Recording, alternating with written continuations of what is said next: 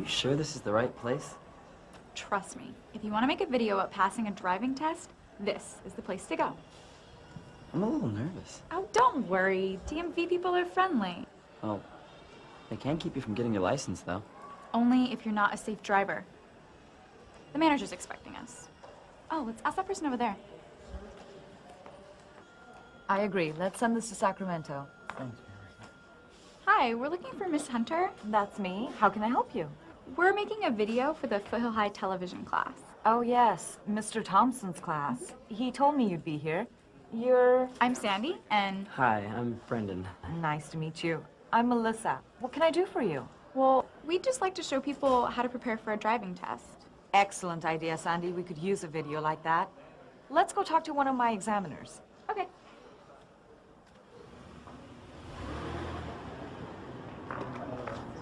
Hi, Dad. Hi, Melissa. I have some visitors who'd like to talk to you. Great. This is Sandy. Hi. Hi. And this is Brandon. Hello. Hi.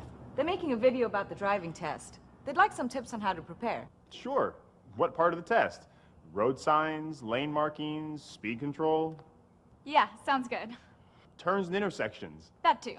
safe driving practices. Whatever you have time for. Tell you what, how about if I show you what you need to know? Great. How do we do that? Let's go for a drive. Okay. Where's your car? That way. Great. Thanks, Melissa. I'll see Let's you guys go. later. Bye. Bye, Miss Hunter.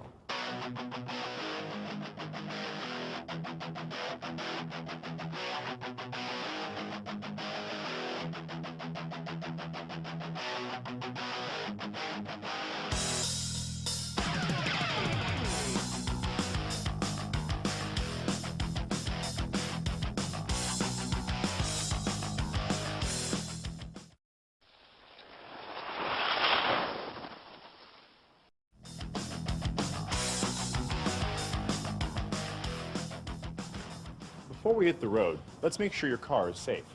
Why don't we get in?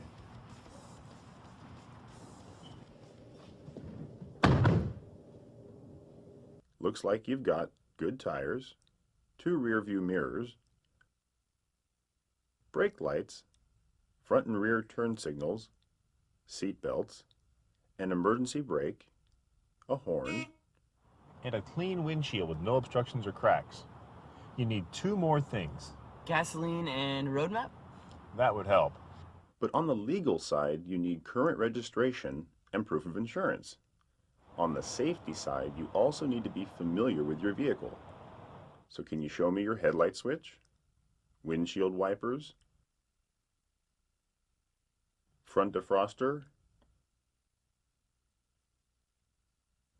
emergency hazard lights? And do you know your arm signals? Of course. There's right, left, and stop. Excellent. I think we're ready to go.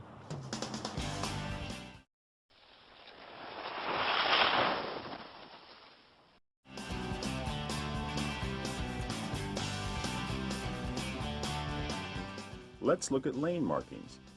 White lines divide lanes where traffic travels in the same direction.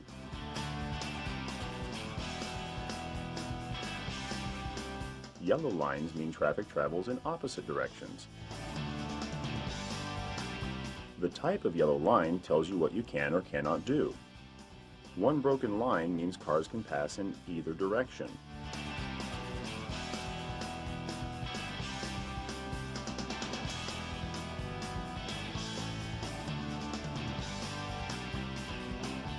A solid and broken line means passing is permitted in one direction. Only if you're on the side with the broken line.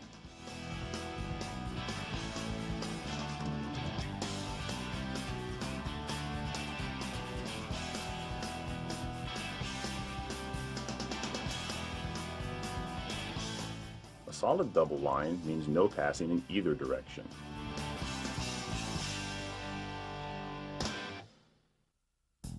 Never drive on the left side of a solid double line unless you're making a left turn, you're in a carpool lane, or you are instructed to do so.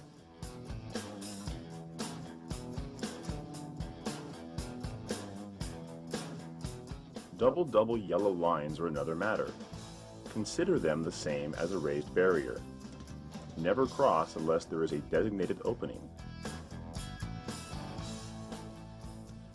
Let's say you're on a road that only has white lines. What does that mean? All traffic will be traveling the same way. It's a one-way street. Very good. Now, there are a few specialized lanes you should know about too. Bike lanes are generally for bicyclists or pedestrians if there are no sidewalks. Never use a bike lane unless you're about to make a right turn, enter a driveway, or to park if permitted. There are several types of carpool lanes. The markings tell you when it's legal to enter or exit. Check the signs to make sure you meet the occupancy requirements or have a special decal before entering. Center left turn lanes keep traffic flowing and prevent rear-end collisions. Always use them for left turns when available. On a two-lane road, if you're driving slowly and traffic behind you cannot pass, use a turnout lane when available. You must do this when 5 or more cars are behind you. And be aware of markings that let you know that a lane is about to end.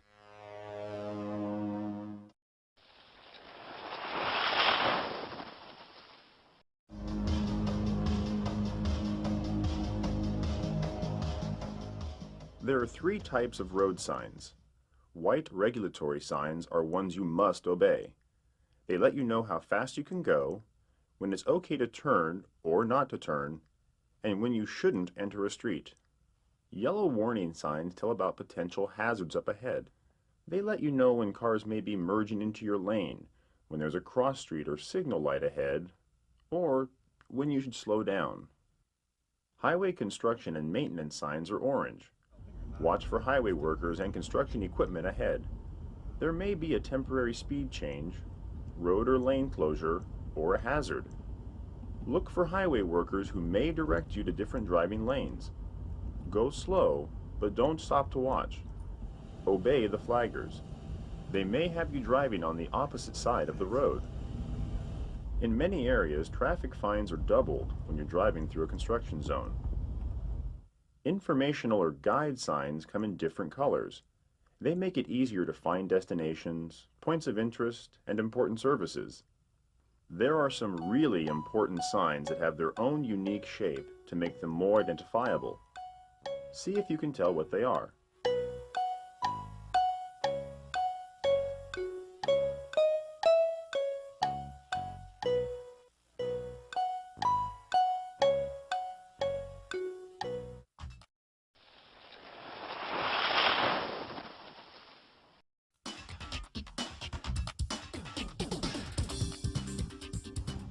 So, how do you determine your speed?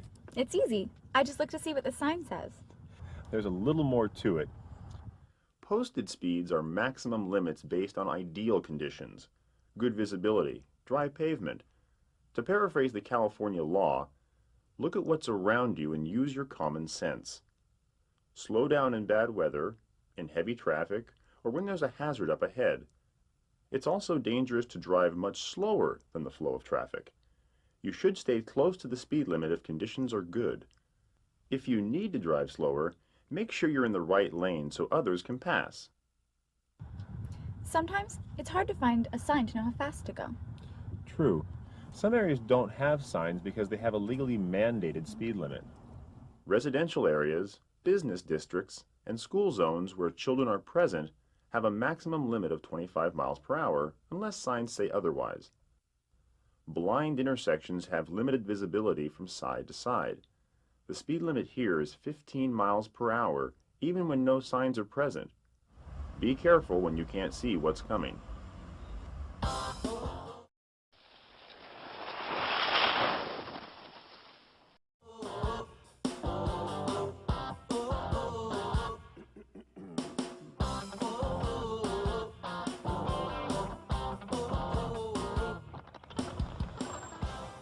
Did you notice how I came to a complete stop? Very good. Now, who goes first? You would have to ask. It's not that hard. Most intersections use the same right-of-way principle. At an uncontrolled intersection, yield to any vehicle that is already in the intersection or that arrives before you. At T intersections, Through traffic has the right-of-way. Always yield to pedestrians. At a stop sign intersection, again, yield to cars that are already in the intersection or that arrive before you. If two cars arrive at the same time, the car on the right has the right-of-way. Be sure to check if cross-traffic also stops. If it's your turn to go, take it. Being overly cautious slows traffic down. On the other hand, don't get upset if someone goes ahead of you when it's your turn. Just let it go. You know, these things are confusing. I'm not quite sure what to do.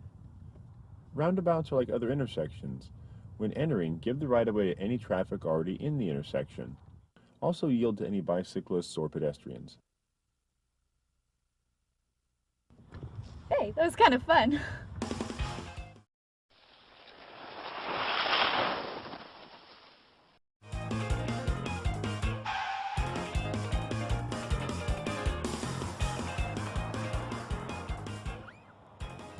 Very good. I'm glad you stopped behind the line. Thanks. I'm not sure what to do at signal lights sometimes. There's a lot to watch for. Here are the basics. It's legal to enter an intersection on a green or yellow light. Yellow simply warns you that the light is about to turn red. When you see the light turn yellow, stop if there's enough time to do so safely. It's not legal to enter the intersection after the light turns red. When the light turns green, cross-traffic that entered on a yellow light may still be in the intersection. Wait until any vehicles or pedestrians are out of the way before you proceed. Besides signal lights, there are turn arrows. Green arrows indicate a protected turn. That means other traffic stops for you. After checking that cross-traffic and pedestrians have cleared the intersection, you can turn when the light is green. If there is no arrow, obey the signal light and wait for oncoming traffic to clear before proceeding. If you have a green arrow on a right turn, again, you have the right-of-way. You do not need to stop if the intersection is clear and it is safe to turn, even if the lights for the through direction are red. At most intersections, you can make a right turn on a red light after making a complete stop. Stop behind the line first, then slowly pull ahead to check for traffic. This is also true for multiple lane right turns. Be sure to remain in the same lane you start from. Sometimes you cannot turn right on a red light. Whenever there's a sign or a red turn arrow, wait for a green light before turning right. A few other things you should know about signal lights. Flashing yellow lights means slow down but don't stop. Watch for cars on either side and enter cautiously. Flashing red lights or no lights at all, as in a power outage, are the same as a stop sign controlled intersection. Be sure you come to a complete stop and follow the same right-of-way rules. In congested traffic, make sure you can get all the way through the intersection before entering. You can get a ticket if you block traffic in an intersection after the light in your direction turns red.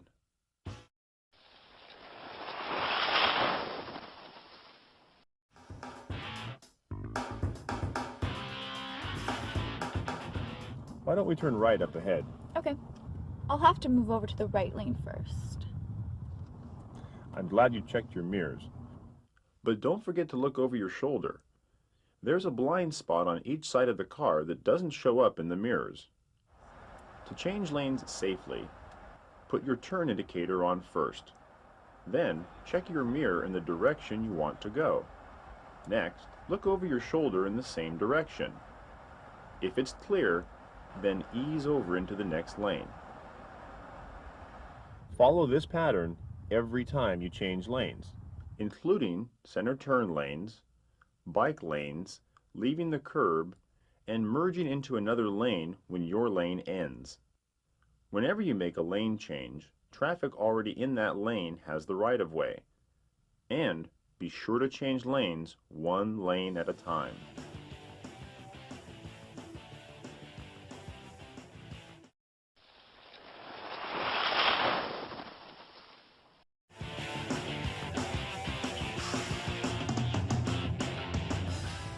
What should I do for this right turn? First, use your signal and start to slow down. Look over your right shoulder for bicycles or motorcycles, and then move into the bike lane when it's clear. Scan to the left and right, then make your turn when it's safe.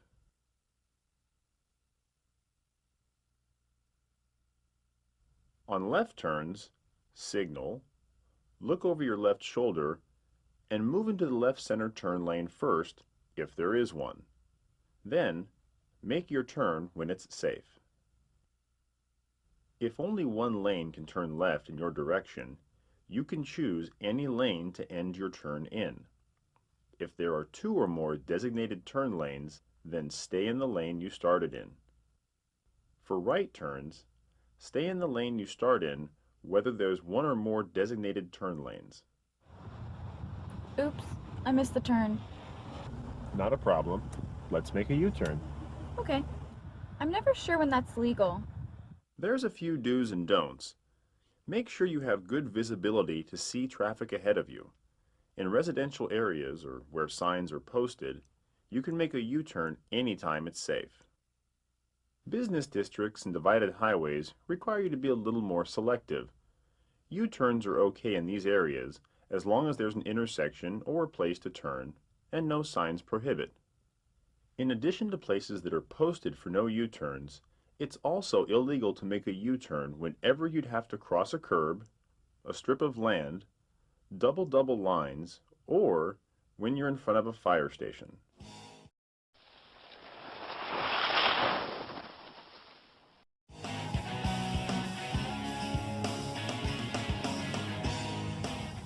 There's some pedestrians up ahead.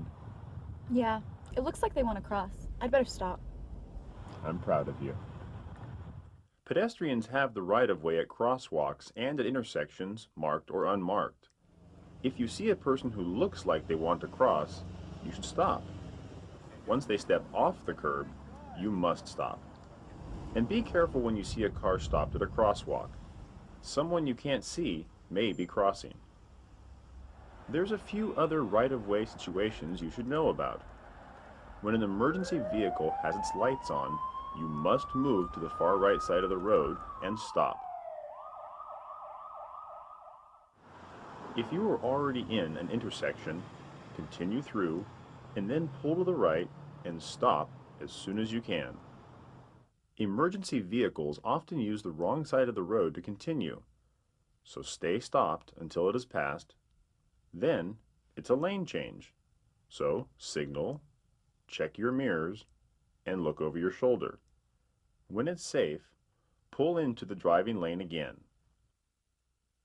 School buses with flashing red lights mean that children are exiting the bus and you are required to stop no matter what side of the road you are on. If you are on the opposite side of a raised barrier, this does not apply.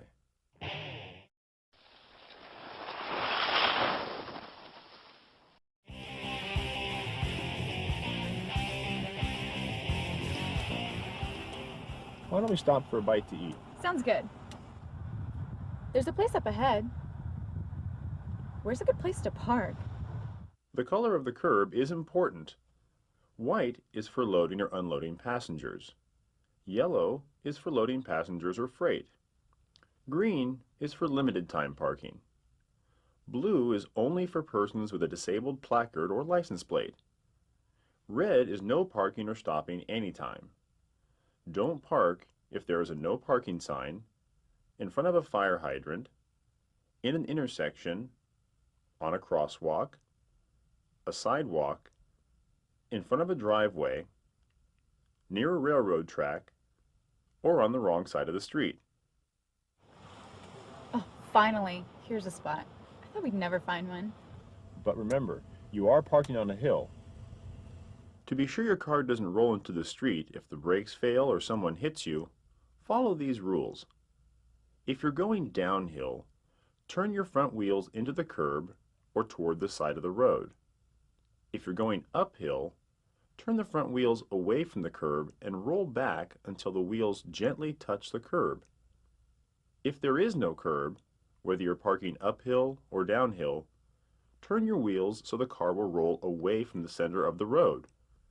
Always set the brake.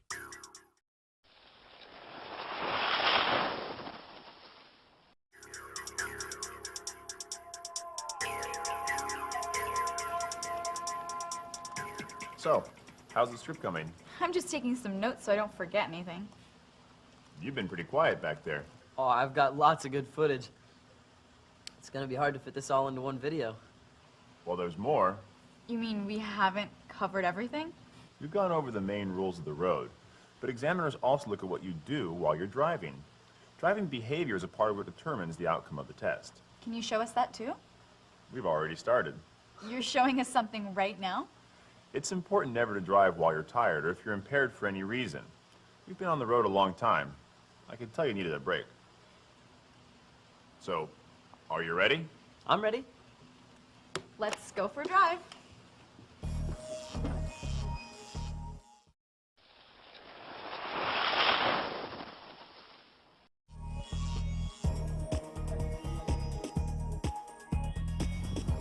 Scanning is one of the most important driving techniques. There are lots of things you need to be aware of. Pedestrians, lane markings, road signs, other vehicles, and hazards. Always look in different directions to see what's around you. Look for everything. Lane markings provide some information, but road signs are important too. Wow, there's a lot to take in. Makes me a little nervous. Don't worry. Good scanning actually gives you more control. You can be more confident that you have time to see what's going on and react quickly to changes. When you look ahead, look 10 to 15 seconds down the road. That lets you see potential hazards while you still have plenty of time to react. You're looking into your future while you still have time to do something about it. Looking side to side lets you know where other cars are around you. You never know when you might need a way out to avoid an accident. At intersections, check for side traffic. Just because you have the right of way doesn't mean that other people will always stop. And when you slow down, check to make sure that the person behind you sees that you're slowing down. If they don't, it's better to miss your turn than be involved in a collision.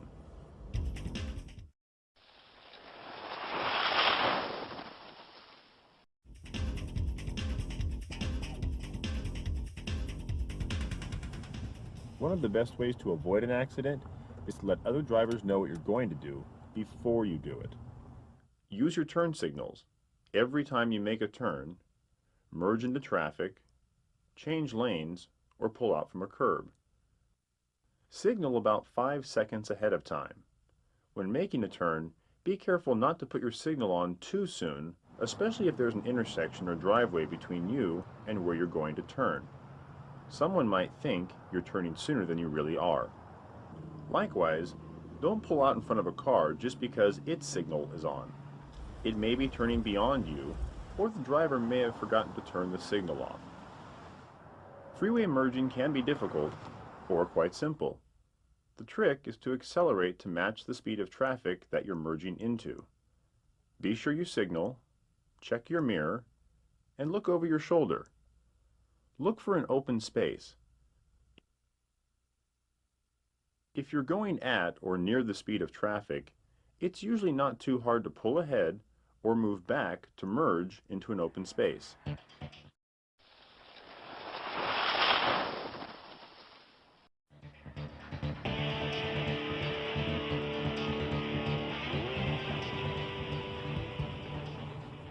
You look a little tense. I don't think the guy in front of me knows what he's doing. If you keep a safe following distance, you'll feel more comfortable, that you're in control, so you can enjoy the drive. Okay. How far should I be? Try the 3-second rule. Pick out a mark on the road up ahead, like a sign or a guardrail. Wait for the car in front of you to cross, then count. 1001, 1002, 1003. If you get to 3 before you pass the mark, then there's usually enough room between you and the other car. The nice thing about the 3-second rule is it works at any speed. However, when visibility is poor or the road is wet, then increase the count to 4 or 5 seconds. Oh, yes. Much better.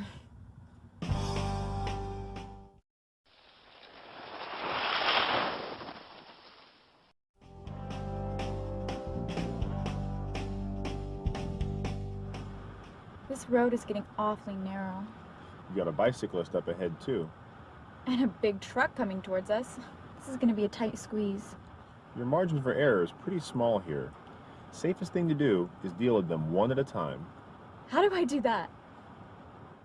Just ease up off the gas and slow down a bit. That way the truck will pass you first before you get to the bicyclist. Then you can move to the left to give the bicyclist more room, but stay in your own lane. That worked well. But now there's kids on one side and cars on the other. No way to avoid this. Now split the difference. Steer a middle course between the two. But kids pose the greater danger. You don't know when they might make a sudden move. So slow down and give them a little more room. Now we're stuck behind a truck. He's going awfully slow. Do you see the orange triangle? That indicates a slow-moving vehicle. He's probably going as fast as he can. Maybe if I honk, he'll pull over. Not a good idea. It's only legal to use your horn to avoid an accident.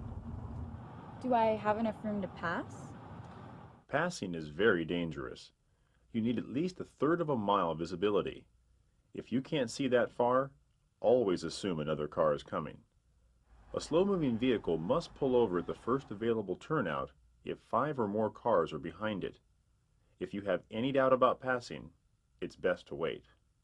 If you know there's enough space, make sure you signal, look in your mirrors, and over your shoulder before you pass. And make sure there's enough space between you and the car you passed before you return to your lane. When you can see both headlights of the car behind you in your mirror, then there's enough room to pull back over.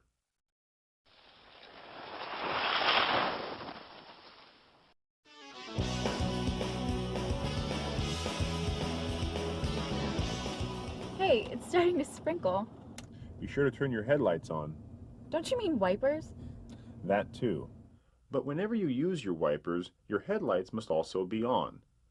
It's good to use headlights anytime it gets dark, such as in fog conditions, heavy cloud cover, or when it's snowing. Headlights can also be a lifesaver on small country or mountain roads. Even in bright sunlight, they make you more visible to other drivers and could prevent a head-on collision. High beams improve visibility when it's really dark. Use them whenever it's legal, but be sure to dim them down whenever another vehicle approaches or when you're behind someone. High beams don't work in the fog or rain. They just make things worse.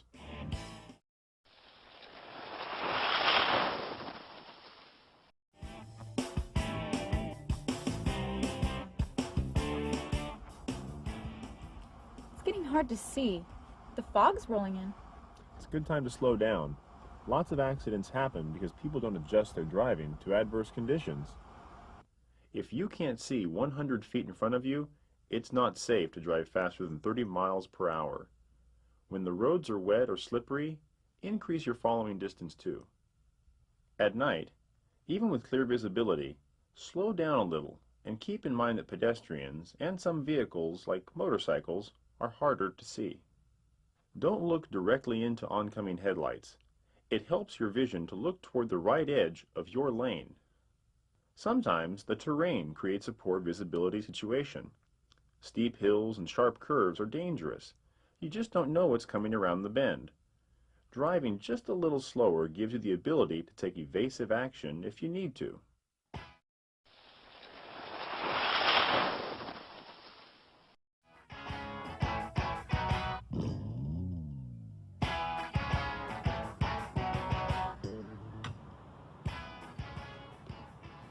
Nice drive. You did well. Thanks. My head is swimming from all the information. My camcorder's full. Good timing. I'd like to see your video when it's done. Sure thing. That was a good lesson. I'm ready for my driving test. When could I take one? We need to get you an appointment first. Sandy, can you get on the internet from here? I think so. Let's give it a try. Okay, we're on. Brandon, go to the DMV website. Select appointments.